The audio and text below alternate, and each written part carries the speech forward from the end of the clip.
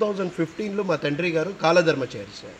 అప్పుడు నేను బెంగుళూరులో కార్పొరేట్ టీమ్ లీడర్‌గా పనిచేసేవాను. సో, మా తల్లిగారు ఒకరోజు మాటలు సందర్భాలు నైట్ భోజనం అయిన తర్వాత నాకు ఒక అలవాట్లుంది.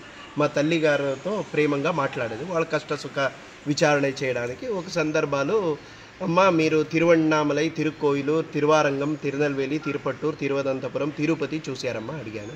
మా తల్లిగారు నేనిక్కడ బేలూరు హళేబీడే చూడలేదు నాన్న అని చెప్పారు. అప్పుడు నా మనసు బాధ పట్టింది.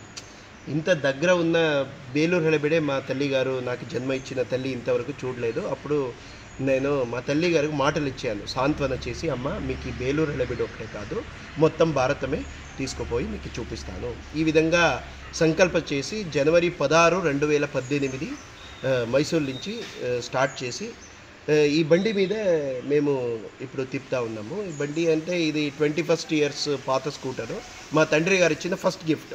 ఈ బండి మీద వెళ్తే ఎప్పుడూ మా తండ్రి గారు మాకు కూడా ఉన్నారు. వాళ్ళు వస్తున్నారు మాకు కూడా. ఈ యాత్రలో ఇద్దరు కాదు ముగ్గురు ఉన్నాము. ఈ విధంగా భావించి ఇంతవరకు 96,958 కిలోమీటర్ ఇంతవరకు ట్రావెల్ చేశాము.